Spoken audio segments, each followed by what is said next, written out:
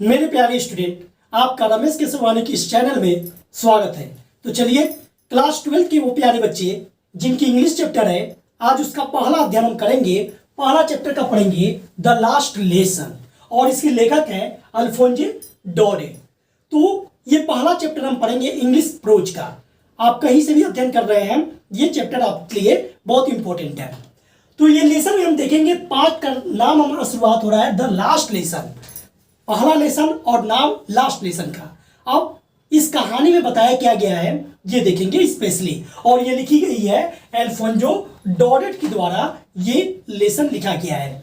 तो इसमें कुछ मुख्य कैरेक्टर हैं, और ये फ्लेमिंगो बुक की आपकी पहली चैप्टर है। तो आइए इसका हम अध्ययन करते हैं और देखते हैं इसकी मुख्य स्टोरी कौन कौन सी है। तो इस कहानी में सबसे पहले हमें देखने को मिलता है, ये उस समय की कहानी लिखी गई है जब ये कहानी फ्रैंको पर्शियन वॉर होता था। यानी कि फ्रांस और पर्शिया में जब वॉर हुआ, युद्ध हुआ, तब ये कहानी का प्रारंभ हुआ था। और ये 1871 में ये लिखी गई थी कहानी, यानी कि काफी समय पुरानी है, 100 साल से ऊपर की कहानी ये पुरानी है। और इसके जो मुख्य कैरेक्टर हमें देखने को मिलेंगे वो हमारे मिलेंगे फ्रेंच। पूरी मुख्य भूमिका एक छोटा सा नन्हा सा बालक रहता है फ्रेंच, उसके ऊपर ये पूरी स्टोरी चल रही है। और उसके एक टीचर है एम हैमेल, जो अध्यापक है क्लासरूम का। ये पूरे चैप्टर में आपको एक दिन की क्लासरूम का वर्णन किया गया है। एक दिन में कैसे क्लासरूम में पूरे चैप्टर पढ़ाए गए हैं, और कैसे एक अध्यापक जिसने अपनी 40 साल की निस्वार्थ भावना से सेवा किया है, उसका पूरा विवरण इस चैप्टर में हमें देखने को मिलेगा। और भी जर्मनी, पर्सिया जो कि शहर था, वो जर्मनी का ही एक हिस्सा था। और जब ये लड़ाई चल रही थी तो पर्सिया ने फ्रांस को उस युद्ध में हरा दिया था। और फ्रांस के दो डिस्ट्रिक्ट, फ्रेंच के जो दो डिस्ट्रिक्ट थे, एलास और लोरेने, इन दोनों पर पर्सिया का कब्जा हो गया, यानी कि जर्मनी का कब्जा हो गया था।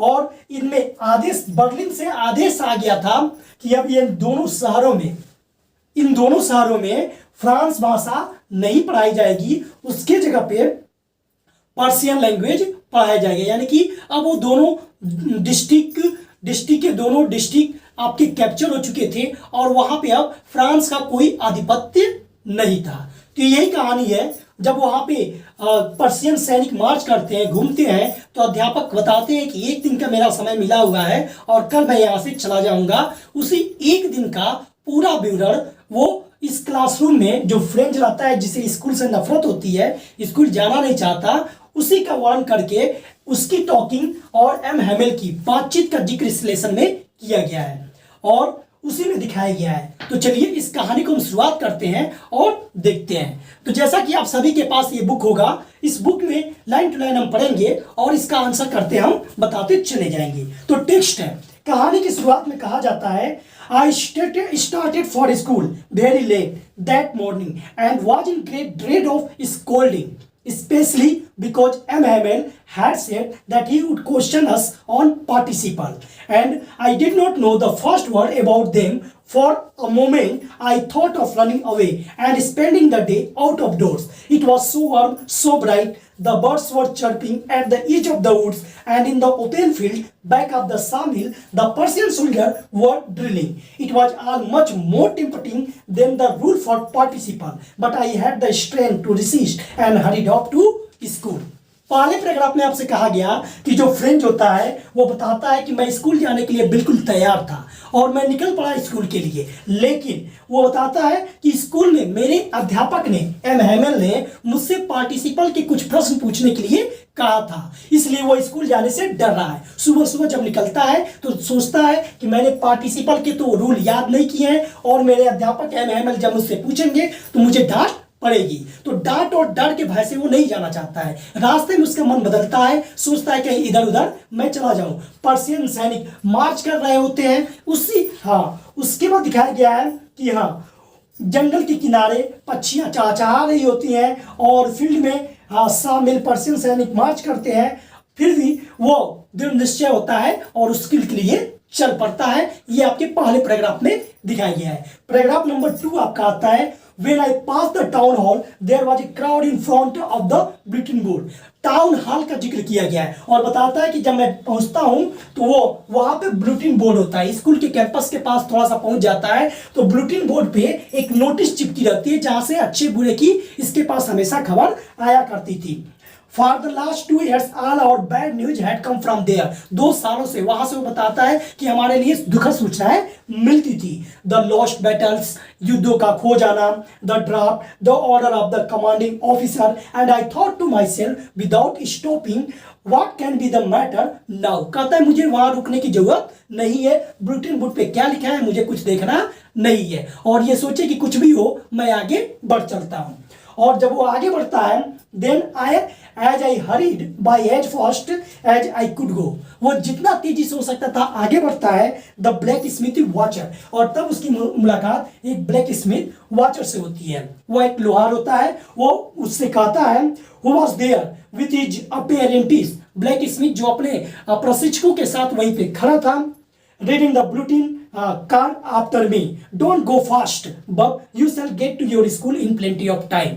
वो कहता है बब तुम तेजी में क्यों जा रहे हो, तुम्हारे पास पर्याप्त समय है, तुम रुक सकते हो और इस सूचना को पहले पढ़ लो उसके बाद जाना। तो पहले फ्रेंच ये सोचता है ये ब्लैक स्मिथ यानी कि वॉचर मुझे मेरा मजाक उड़ा रहा है। ये आपके पैराग्राफ नंबर 2 में इसका जिक्र किया गया है, ब्लैक स्मिथ और बुलेटिन बोर्ड पे छपी सूचनाएं, और वो स्कूल की तरफ आगे बढ़ रहा है। अब हम पहुंचते हैं पैराग्राफ नंबर 3 में जिसमें देखेंगे स्कूल की कंडीशन। तो ये पैराग्राफ नंबर 3 है।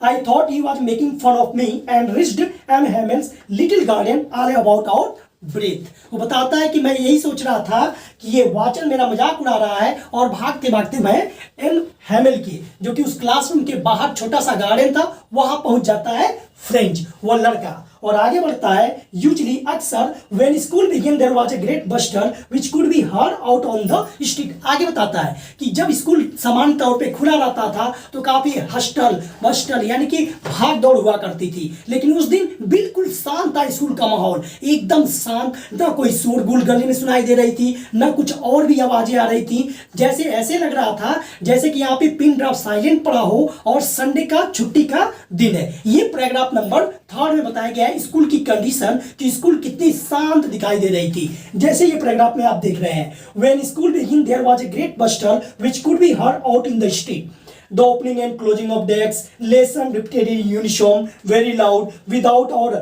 hands over our ear to understand better, and the teacher great ruler rapping on the table। बता रहा है कि उसको अच्छे से समझने के लिए कितनी शांति क्यों है, टीचर छड़ी लेकर आगे पीछे घूम रहे थे और मैं कान लगा के समझने का प्रयास किया। But now it was all so still. I had counted on the commotion to get to my desk without being seen. But of course, that day everything had to be as quiet as Sunday morning. सब चीज ऐसे ही शांति जैसे कि रविवार की छुट्टी की दिन। I threw the window. I saw my classmates already in their places and M. walking up and down with his terrible iron ruler under his arm. I had to open the door and go in before everybody. You can imagine how I busted and how frightened I was। बता रहा है कि इन सभी के बीच में Sunday का दिन पूरा प्रतीत हो रहा था और क्लासरूम बिल्कुल शांत लग रही थी। मुझे हमेशा की तरह डेस्क का खुलना डेस्क का बंद होना दिखाई देता था, लेकिन उस दिन फ्रेंच ये बताता है कि माहौल बिल्कुल शांत था। फिर भी मैं अंदर जाकर कान पे हाथ रखकर समझने का प्रयास किया, और जो एम हैमिल थे वो छड़ी लेकर उधर उधर घूम रहे थे और मजबूरन मुझे उनके सामने से, अब मैं हमेशा की तरह उस शोरगुल में पीछे आके आराम से बैठ जाता था, किसी की नजर नहीं पड़ती थी, लेकिन उस दिन ऐसा क्लासरूम का माहौल था बिल्कुल शांत, तो मुझे सर के सामने से जाकर अपने सीट पर बैठना था। और जब मैं सर के सामने गया तो आप समझ सकते हैं, अब फ्रेंड बताता है कि मुझे कितना शर्मिंदा और कितना डर महसूस हुआ होगा।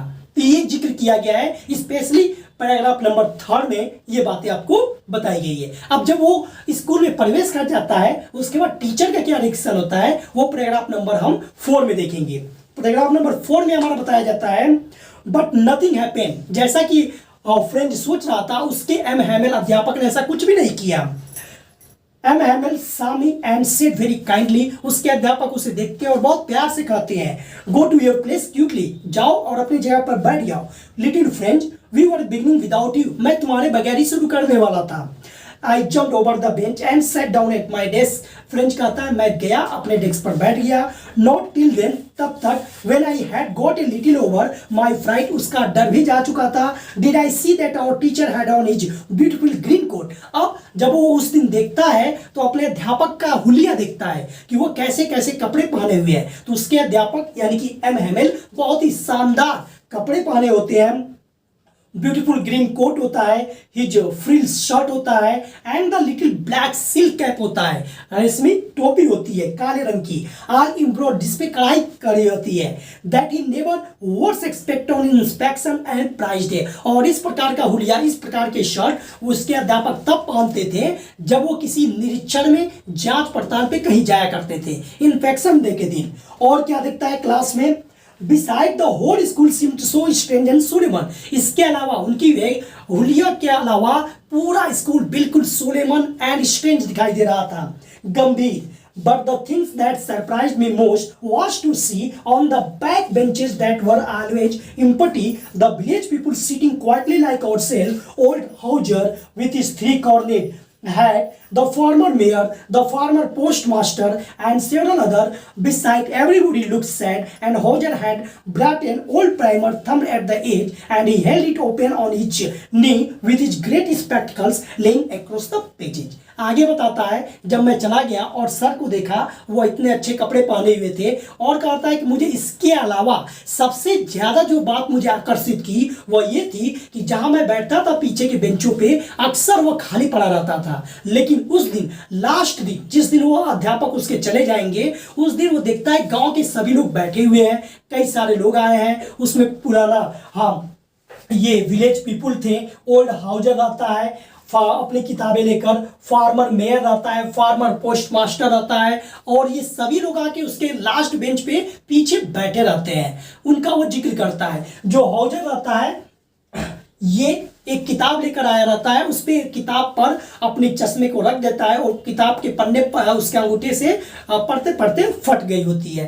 तो स्पेशली पैराग्राफ नंबर 4 में वो टीचर के पूरे विवरण का जिक्र किया है और कौन कौन से लोग उस क्लासरूम में बैठे हुए थे उनका वो वर्णन किया है। अब वो बैठे बैठे वो क्या सोचता है सर के बारे में, अब उसकी मेन टॉपिक आती है जो सर उससे वार्तालाप करेंगे, जिसका जिक्र हम पैराग्राफ नंबर 5 में देखेंगे। तो पैराग्राफ नंबर 5 हमारी शुरू होती है, While I was wondering about it all, M. Hamel mounted his chair. कह रहा है जब मैं इसी के बारे में खोया हुआ था तब M. Hamel हमारे अध्यापक अपनी कुर्सी पर बैठ जाते हैं। Chair and the same grave and gentle tone which he had used to me said, "My children, this is the last lesson I shall give you." और उसी प्रकार जिस प्रकार उन्होंने प्यार से मुझे कहा था वैसे ही प्यार वाली बातों से पूरे क्लास को संबोधित करते हुए कहते हैं, "My children, this is the last lesson for me." और बताते हैं कि आज ये मेरा अंतिम चैप्टर रहेगा, अंतिम पाठ जो आज मैं तुम्हें सिखाऊंगा। The order has come from Berlin to teach only German in the school of Elas and Lorraine. जो मैंने बताया था ये जो डिस्ट्रिक्ट है, फ्रेंच डिस्ट्रिक्ट एलास और लोरेन ने, वहां पे पैराग्राफ नंबर 5 में बताते हैं कि बर्लिन से आदेश आ गया है कि आपके इन 2 शहरों में अब फ्रेंच लैंग्वेज नहीं पढ़ाई जाएगी, वहां पे केवल पर्शियन भाषा ही पढ़ाई जाएगी। हाँ, the new master comes tomorrow, आपके नए अध्यापक कल आ जाएंगे। This is your last French lesson, I want you to be very attentive. ये आपका अंतिम फ्रेंच लेसन रहेगा और मैं चाहता हूं कि आप बहुत ध्यान से इसे पढ़ें। What a thunderclap these words were to me. तब फ्रेंच बताता है कि ये क्या, सर आज कह रहे हैं कि अंतिम चैप्टर है, ये सब सर के बोले गए ये सब मेरे लिए थंडर क्लैप की तरह महसूस हुए, बिजली की गड़गड़ाहट की तरह, और मन में सोचने लगता है, ओह द रेचेड, अरे ये अभागे लोग, that was the what they had put off the town hall. और वो सोचने लगता है, अच्छा टाउन हॉल के जो बुलेटिन बोर्ड पे जो सूचना लिखी गई थी यह वही सूचना थी क्या। अब वो दिमाग में सोचने लगता है, फिर आगे भी सोचता है, क्या सोचता है, ये देखिए उसका सूचना है my last French lesson why I hardly knew how to write I should never learn any more I must stop there then oh how sorry I was for not learning my lesson. अब अफसोस करता है कि ये क्या, मैंने तो अपनी पाठ सीखा ही नहीं, मैं तो अपनी सीखने में रुचि ही नहीं लगाई और बिना सीखे ही मुझे ये सर हमारे चले जाएंगे।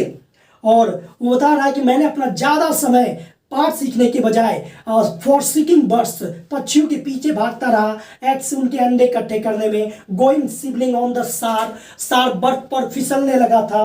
माई बुक्स और मेरी किताबें that had seemed such in nuisance a while एगो, जो मुझे कुछ समय पहले नॉइसेंस बहुत खराब प्रतीत हुआ करती थी, सो एगो कुछ समय पहले, so heavy carry my grammar and my history of the saint, मेरे ग्रामर की बुक और हिस्ट्री ऑफ द सेंट, इतिहास साधुओं की इतिहास की बुक जो मेरे लिए काफी भारी प्रतीत होती थी, were old friends now that I couldn't give up, अब मुझे पुराने मित्र की तरह लग रही थी और मैं इसे छोड़ने वाला नहीं था। आगे बताता है एंड एम हेमेल टू, और साथ साथ मेरे टीचर, अपने टीचर के बारे में भी बताता है एम हेमेल के बारे में पैराग्राफ नंबर 5 में। कौन? फ्रेंच बताता है क्या? To the idea that he was going away, कि वो कल से नहीं रहेंगे, वो चले जाएंगे, यह विचार मेरे मन में, that I should never see him again, मैं उन्हें कभी देख नहीं पाऊंगा, made me forget all about his ruler and how cranky he was, उनकी तुरंत जितनी वो कड़े प्रतिबंध से मुझे प्रतीत होते थे, कितना उनका कष्टदायक छड़ी हुआ करता था और कितने क्रैंकी थे वो, ये सब मैं भूल जाता हूं और केवल उस दिन मैं ये सारी बातों में डूब जाता हूं। यानी कि उस दिन वो ये अफसोस करने लगता है कि अब ये तो मैंने कुछ सीखा भी नहीं, पार्टिसिपल का ए भी नहीं सीखा और मुझे ये कल से पढ़ने को नहीं मिलेगा, हमारे अध्यापक यहाँ से चले जाएंगे। तो स्पेशली पैराग्राफ नंबर 5 में वो अपने टीचर के द्वारा बोले गए सेंटेंस पर कि कल से यहाँ पे बर्लिन का आदेश आ गया है और लोरेन एंड एलास और लोरेने डिस्ट्रिक्ट में आपके फ्रेंच भाषा नहीं पढ़ाई जाएगी, नए अध्यापक आपके कम आ जाएंगे, ऐसे कहने पे एम हेमेल के वो काफ़ी अफसोस व्यक्त करता है और कहता है कि मैंने अभी कुछ सीखा ही नहीं, स्टार्ट भी नहीं किया और हमारे सर कल यहाँ से चले जाएंगे। तो उनके कड़े प्रतीत होने के बावजूद भी वो सर उस दिन उसको बहुत अच्छे मालूम पड़ते हैं। तो ये पैराग्राफ नंबर 5 का जिक्र था। अब हम पैराग्राफ नंबर 6 में देखेंगे कि वो कैसा सोचता है और उसके आगे क्या होता है। While I was thinking all this, बता रहा है कि जब मैं इसी कल्पनाओं में डूबा था, I heard my name called. It was my turn to decide. तभी एम हेमेल मेरा नाम पुकारते हैं और मुझसे कहते हैं What would I not have given to be able to say that dreadful rule for the participle all through, very loud and clear and without one mistake, but I got mixed up on the first word and stood there holding on to my desk, my heart beating and not daring to look up. अगले paragraph में बताता है कि अभी मैं इन्हीं विचारों में खोया था, तभी हमारे एम हेमेल जो अध्यापक थे वो मुझे खड़ा करा देते हैं। और उस दिन जब मैं पार्टिसिपल के भयानक रूल से डरा करता था, मैं सोच रहा था जो कुछ मैं जानता हूं उसे क्लियर और साफ तरीके से सबके सामने बता दूं, लेकिन जो ही मैं बताने के लिए आगे बढ़ता हूं तो मैं पहले ही शब्द पे, पहले ही वर्ड पे मिक्सअप हो जाता हूं और उलझ जाता हूं और अपनी बातें नहीं रख पाता। और आगे बताते हैं मैं डेस्क को पकड़ा रहता हूं और मेरा हृदय जोर जोर से धड़कने लगता है और मैं साहस नहीं कर पाता कि सर की आंखों में नजरें मिला पाऊं। यानी कि फ्रेंड जो है, फ्रेंड से पार्टिसिपल के रूल पूछने के लिए जब एम हेमेल ने कहा, वो बेंच के पास खड़ा हो गया, लेकिन उसके पास वो बताने के लिए उत्सुक तो था लेकिन बता नहीं पाया, पहले ही सब पर उलझ के रह गया। तो ये आपके अगले पैराग्राफ यानी पैराग्राफ नंबर 6 में ये सारी जिक्र की गई है। वो खड़ा है, अब जब खड़ा होकर वो आंसर नहीं बता पाता तो उसके अध्यापक किस प्रकार उससे वार्तालाप करते हैं वो अगले पैराग्राफ में हम पढ़ते हैं। आई हर्ड एम हेमेल से टू मी, तब ये फ्रेंच कहता है कि मैंने सुना कि मेरे अध्यापक एम हेमेल मुझसे कहते हैं आई वोंट स्कूल यू, मैं तुम्हें नहीं डांटूंगा, लिटिल फ्रेंच, प्यारे French, you must feel bad enough, तुम्हें अवश्य बुरा महसूस हो रहा होगा, सी हाउ इट इज, अब देखो तुम्हें कैसा प्रतीत होता है, तुम हमेशा टाइम को टालते रहते थे, कहते थे पर्याप्त समय है, अब अंतिम दिन आ गया, अब तुमने कुछ सीखा ही नहीं, मैं तुम्हें डांटूंगा नहीं, अब तुम्हें खुद महसूस हो रहा होगा कि कितना समय निकल गया। ये उसके अध्यापक स्टेटमेंट कहते हैं। Every day we have said to ourselves, वाह I have plenty of time, I learn it tomorrow and now you see where we have come out. अब आप देख सकते हैं कि हम लोग कहाँ पहुंच गए। यही एलास और ये लोरेने डिस्ट्रिक्ट के साथ हमेशा ऐसा ही होता है, आज का काम कल पे टाल दिया करते हैं। That's the great trouble with Elas. She puts off learning till tomorrow. She puts off learning till tomorrow. आज का काम वो कल पे टाल देते हैं और कभी सीखते नहीं है। ये सब स्टेटमेंट एमएमएल की है। Now those fellow out there will have the right to say to you, how is it you pretend to be Frenchman and yet you can neither speak nor write your own language. अब वो गांव के लोगों को और साथ ही साथ French को भी डांटते हैं कि आपके टालने के कारण आप न तो अपनी मातृभाषा को बोल सकते हैं और न ही अच्छे से लिख सकते हैं। ये सब कमियां आपकी वजह से है क्योंकि आज का काम आपने कल पे टालना शुरू कर दिया था। Worst, but you are not the worst poor little friend. और आगे कहते हैं लिटिल फ्रेंड, ये केवल तुम्हारी गलती नहीं है, तुम ही सबसे बुरे नहीं हो। इसमें we have all a great deal to reproach our self with. इसमें हम सबका भी आज तुम्हें ऐसा बनाने में महत्वपूर्ण भूमिका रही है। यानी कि वो केवल फ्रेंच की गलती नहीं मानते कि तुमने नहीं सीखा, अपनी भी गलती और साथ ही साथ सभी लोगों की गलतियां उसमें शामिल करते हैं। किस प्रकार शामिल करते हैं तो देखिए, बताते हैं। Your parents were not anxious enough to have you learn. तुम्हारे माता भी तुम्हें सिखाने के लिए इतने इच्छुक नहीं थे, उन्होंने भी क्या किया, they prefer to put you to work on a farm और एट द मिल्स। उन्होंने मिल में काम करना उचित समझा कुछ पैसों की बदौलत, और तुम्हारी पढ़ाई पर बिल्कुल भी ध्यान नहीं दिया। So as to have a little more money, केवल थोड़े से मोर मनी के लिए, पैसे के लिए। एंड आई, और मैं भी जिम्मेदार हूं तुम्हें ऐसा बनाने में कि तुमने पार्टिसिपल के रूल नहीं सीखे, अपनी मातृभाषा फ्रेंच लैंग्वेज नहीं सीखी। मैं किस प्रकार जिम्मेदार हूं वो दिखती है, वो बताते हैं MML. I have been to blame also, मैं भी अपने आप को दोषी मानता हूं। Have I not often sent you to water my flowers instead of learning your lesson. तुम्हारे पाठ पढ़ने के बजाय क्या मैंने तुमसे अपने फूलों में पानी डलवाने का काम नहीं किया। And when I wanted to go fishing, और जब कभी मैं मछली पकड़ने जाया करता था, did I not just give you holiday, तो मैंने तुम्हारी छुट्टी नहीं कर दी। ये ब्लेम अपने आप पर करते हैं कि मैंने भी तुम्हारी पढ़ाई पर उतना फोकस नहीं किया, और जब मैं मछली पकड़ने जाता तो तुम्हारी संडे के दिन की तरह छुट्टी कर देता और तुमसे अधिक पढ़ाई के बजाय अपने पर्सनल काम में तुम्हें इंगेज किया रहता। तो ये बताते हैं कि तुम्हें ऐसा बनने में तुम्हारा ही गलतियां नहीं है, हम सभी लोगों की भूमिका है। तो ये पैराग्राफ नंबर 6 में ऐसा ये बताते हैं। अब अगले पैराग्राफ में जो बताते हैं, जो डिस्कस चलती है क्लासरूम की, और ये सारी एक्टिविटी फ्रेंच अपने क्लास में देख रहा है। अगला पैराग्राफ में क्या कहा गया था देखिए। देन उसके बाद from one thing to another, एक एक घटनाएं घटती जाती हैं। MML went on to talk of the French language. MML सबसे पहले जो बात करना शुरू करते हैं वो फ्रेंच भाषा के ऊपर बोलते हैं। वो लैंग्वेज, पहला जो टॉपिक उन्होंने उठाया फ्रेंच लैंग्वेज के बारे में बोलते हैं, saying that it was the most beautiful language in the world. और कहते हैं कि ये फ्रेंच लैंग्वेज जो है, it is the most beautiful language in the world. ये दुनिया की सबसे सुंदर लैंग्वेज है। The clearest, the most logical, बताते हैं सबसे साफ सुथरी, सबसे तर्कपूर्ण, that we must guard it among us, जिसे हमें अपने आप में सुरक्षित करके रखना चाहिए। एंड नेवर फॉरगेट इट, और अपनी फ्रेंच लैंग्वेज को कभी भूलना नहीं चाहिए। बिकॉज, क्योंकि वेन पीपुल आर इंस्लेव्ड, जब कोई लोग गुलाम होते हैं, जब दास बनते हैं, तो as long as they hold fast to their language, it is as if they had the key to their prison. अगर वो अपनी भाषा से होल्ड करके रखते हैं, अपनी भाषा को पकड़ के रखते हैं, तो मानो एज इफ, मानो ये उनके पास उस गुलामी से मुक्ति पाने का चाबी होता है, जेल से निकलने की चाबी होता है, अगर वो अपनी भाषा से प्रेम करते हैं। तो पहला स्टेटमेंट उन्होंने उस क्लासरूम में जो दिया था वो फ्रेंच भाषा के ऊपर दिया था। उसके आगे वो बताते हैं, then you open a grammar book, उसके बाद वो ग्रामर की किताब खोलते हैं, and read us our lesson, और हमारे पाठ को जोर जोर से पढ़ते हैं। I was amazed to see how well I understood it. उस दिन मैं यह देखकर काफी आश्चर्यचकित था कि किस प्रकार उनके पढ़ाए गए ग्रामर के वो कठिन रूल मुझे एक एक शब्द बहुत ही अच्छे तरीके से समझ में आ रहे थे। Understood it. All he said seemed so easy. सभी चीजें इतनी आसान प्रतीत हो रही थी, so easy, इतनी आसान। I think too that I had never listened so carefully. मैं सोचने पर विवश हो गया, क्या इसके पहले कभी अटेंशन होकर मैंने क्लास इतना सावधानी पूर्वक नहीं लिया था। या and that he had never exclaimed everything with so much patience, या हमारे अध्यापक जो आज पढ़ा रहे हैं उन्होंने कभी भी इतने धैर्य से, इतने शांति से यह चैप्टर कभी पढ़ाया न हो। दोनों कल्पना करता है, या तो मैंने इसको इतने आसानी से क्लास में नहीं लेता था, या हमारे अध्यापक आज जो पढ़ा रहे हैं इतने मन और धन से कभी वो पढ़ाए न थे।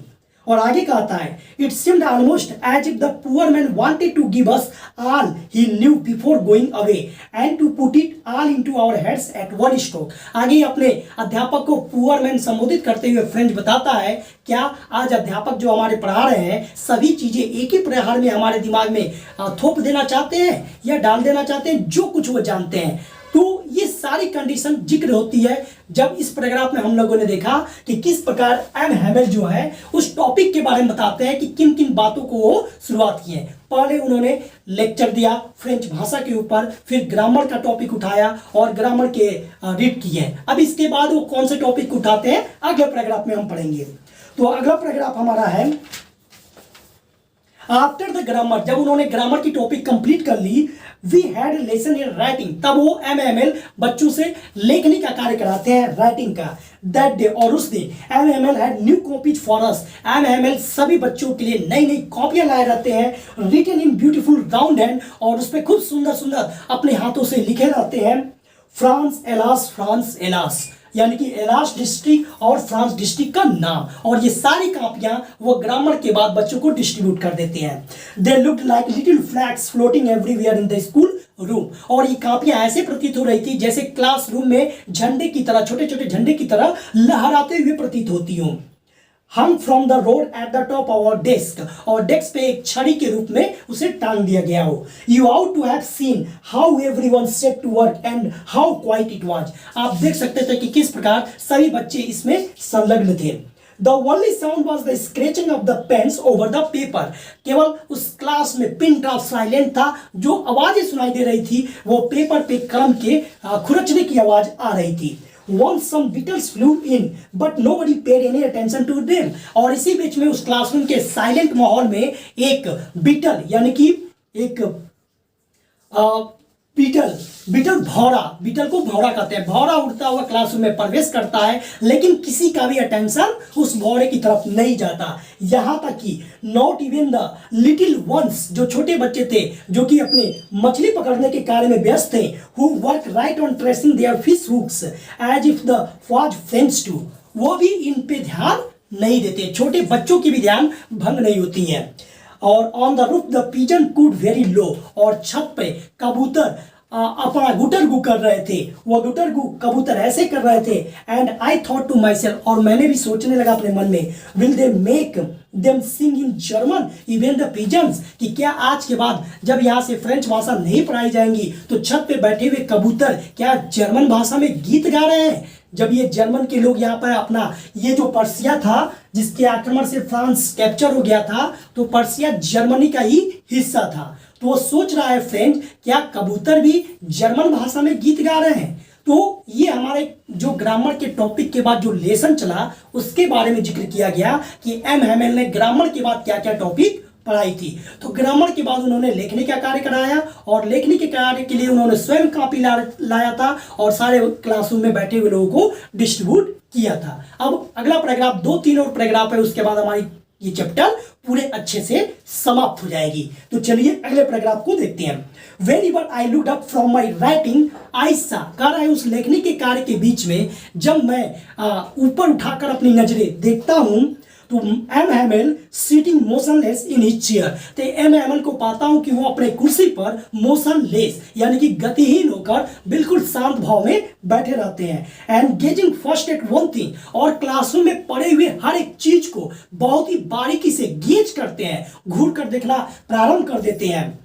देन एट अनदर, एक के बाद एक चीजें, as if मानो he wanted to fix in his mind just how everything looked in that little school room। वो हर एक चीज को अपने दिमाग में ऐसे बैठा लेना चाहते थे जैसे कि वो जाने के बाद उस चीज को, क्लासरूम के हर एक चीज को अच्छे से याद करें। देखते हमेशा थे, लेकिन उस दिन बता रहा है कि स्पेशल नजर वो चीजों को ध्यान से देख रहे थे अपने दिमाग में। फॉर 40 ईयर्स, क्योंकि 40 साल से he had been there in the same place, वो उसी जगह पर आया करते थे और जाया करते थे। 40 साल उनका योगदान हो गया था। With his garden outside the window, उस खिड़की के, जिस क्लासरूम में हम लोग थे उस खिड़की के बाहर उन्होंने अपना बागीचा सेट किया था। And his class in front of him, और उनके बागीचे के ठीक सामने ही क्लासरूम था। जस्ट लाइक दैट, ठीक उसी प्रकार। Only the desk and benches had been worn smooth, और बता रहा है कि उस क्लासरूम में जो परिवर्तन हुआ था, केवल ये परिवर्तन था कि जो डेस्क और बेंच थे वो स्मूथ हो गए थे, यानी कि हाथ पढ़ने से, कापियां निकालने से उसके जो डेस्क और बेंच थे एकदम प्लेन हो गए थे, चिकने हो गए थे। और भी बता रहा है क्या क्लासरूम में चेंजिंग थी। The walnut tree in the garden were taller, और वॉलनट ट्री जो था गार्डन का वो थोड़ा सा लंबा हो गया था। एंड द होप वाइन, ये भी एक प्रकार का बेल का पौधा होता है, that he had planted himself twined about the windows to the roof, जिसे एमएमएल स्वयं लगाए हुए थे, वो ट्विन्ड हो गया था, यानी कि मुड़ते मुड़ते वो छत तक पहुंच गया था, वो होप वाइन का पौधा। और आगे बताते हैं it how it must have broken his heart to leave it all, poor man. अब फ्रेंच कहता है कि इस बेचारे आदमी के लिए कितना कष्टदायी और दुखदायी रहेगा जब ये सभी चीजें वो छोड़कर जाएंगे। And to hear his sister moving about in the room above, और आगे फ्रेंच बताता है कि केवल आवाजें सुनाई दे रही थी, सर के एम हैमेल की बहन की आवाज जो छत के ऊपर पैरों से आ जा रही थी और अपने सामान को पैक कर रही थी। पैकिंग देयर ट्रंक्स, अपने बक्से को पैक कर रही थी। For they must leave the country next day, जिन्हें अगले दिन निश्चित रूप से इस शहर को छोड़ के चले जाना था। तो ये पैराग्राफ में उसने बताया कि किस प्रकार सारा वर्णन किया कि सर कितने उदास भाव से एक एक चीज को ध्यान से देख रहे थे, और ऊपर छत के उनके बहन के चलने की आवाज आ रही थी, और अधूरे मन से वो कल चले जाएंगे, वो इसके लिए वो कितना अपने आप को कष्टदायी मान रहे होंगे। अब अगले पैराग्राफ पर हम चलते हैं। But he had the courage to hear every lesson to the very last. लेकिन अब अंतिम दिन उनके अंदर काफी उत्साह था कि अब मैं अंतिम पाठ यहाँ पे बैठे हुए सभी लोगों को बहुत बेहतर तरीके से समझाऊं। आफ्टर द राइटिंग, और जब ये लेखनी के काम वो कंप्लीट करा लेते हैं एमएमएल, तो we had a lesson in history, तब वो उसके बाद इतिहास की लेसन पढ़ाते हैं। And then the baby chanted their ba be B बो बू, और बच्चों से दोहराते हैं बा बे पी बो बू। ये चैप्टर छोटे छोटे बच्चों से रीडिंग कराते हैं, बोल के चांटेड दोहराते हैं। Down there at the back of the room old Hauser had put on his spectacles and holding his primer in both hands spell the letters with them, और गांव के लोग भी कुछ बैठे थे जिसमें ओल्ड हाउजर थे। ये ओल्ड हाउजर ये अपनी प्राइमर की बुक लेके बैठे थे, उस पर वो भी उन्हीं बच्चों की तरह दोहराते हैं, लेकिन दोहराते समय उनकी आवाज़ थोड़ी उम्र ज़्यादा होने की वजह से कुछ मजाकिया या हंसी के रूप में निकलती है। क्लास में बैठे हुए फ्रेंड बताता है कि हमें हंसी भी आ रही थी, लेकिन वह कष्टदायी माहौल था, अगर मैं हंसता तो मजाक हो जाता और मुझे दुख भी हो रहा था उनके स्पेल करने से लेटर को। You could see that he too was crying, his voice tremble with emotion, वो सभी लोग इमोशन भावनाओं में आके रो रहे थे। दैट लास्ट लेसन, जो ये अंतिम पाठ पढ़ाया गया और क्लासरूम का बहुत ही अच्छे तरीके से फ्रेंड ने इसका वर्णन किया। At all at once the church clock stroke 12, और जब सारी चीजें चली गई तभी चर्च की घंटी ने 12 बजाए। देन द एंजलस, और उसके बाद एंजलस नामक चर्च में प्रार्थना शुरू हुआ। एट द सेम मोमेंट उसी पल the trumpets of the Persian सैनिक जो कि पूरे अपने मार्च करते हुए आ रहे थे, आवाज सेम, रिटर्निंग फ्रॉम ड्रिल, वह ड्रिल से वापस आ रहे थे, साउंडेड अंडर आवर विंडोज, हमारे विंडो खिड़की तक उसकी आवाज सुनाई दे रही थी। एमएमएल स्टूड अप, एमएमएल खड़े हो जाते हैं। वेरी फेल इन चेयर, और अपने चेयर पे कुर्सी बैठे हुए बहुत ही पीला पड़े रहते हैं। आई नेवर सा हिम लुक सो टॉल, और जब वो खड़े होते हैं तो ये बताता है फ्रेंच कि उस दिन मुझे वो अपने अध्यापक एमएमएल काफी लंबे प्रतीत हो रहे थे, लगे कितने वो उदास और लंबे थे। ये फ्रेंच अपने अध्यापक के बारे में उस लास्ट लेसन जो क्लासरूम में घटना घट रही थी सब पे ये वर्णन करके बारीकी से बताता जाता है। तो इस पैराग्राफ में हम लोगों ने देखा कि किस प्रकार वो कष्टों का वर्णन किया हुआ है इस पैराग्राफ में। और अंतिम पैराग्राफ में दिखाया गया है कि माय फ्रेंड्स सेड ही, वो एमएमएल कुछ बोल नहीं पाते हैं, सारे चैप्टर कंप्लीट कराने के बाद कहते हैं मेरे मित्र आई वो कुछ बोलना चाहते हैं बट समथिंग चॉक्ड हिम, लेकिन कोई बातें उनके गले को पकड़ लेती है, वो बोल नहीं पाते। He could not go on, वो अपनी बातें आगे जारी नहीं रख सकते। Then turn to the black board, और न बोलने की कंडीशन में वो चौक को उठाते हैं और ब्लैक बोर्ड की तरह ऐसे मुड़ते हैं, और उसके बाद टुक ए पीस ऑफ चौक को उठाते हैं and bearing on with all his might, और जितनी शक्ति हो सकती थी पूरे शक्ति के साथ सांस जुटाते हुए he wrote as large as he could, पूरे शब्दों में जितना लंबा वो लिख सकते थे उतने शब्दों में ब्लैक बोर्ड पे खूब अच्छे से लिखते हैं। और क्या लिखते हैं? वी ला फ्रेंड्स, फ्रांस जिंदाबाद, वी ला फ्रेंड्स, ऐसे मुड़कर वो व्हाइट ब्लैक बोर्ड पे लिख देते हैं फ्रांस जिंदाबाद। देन ही स्टॉप्ड, और उसके बाद वो लिखने का कार्य समाप्त रोक देते हैं and leaned his head against the wall, और अपने चेहरे को उस दीवार पे यानी कि ब्लैक बोर्ड पे टिका देते हैं आधे अधूरे मन से।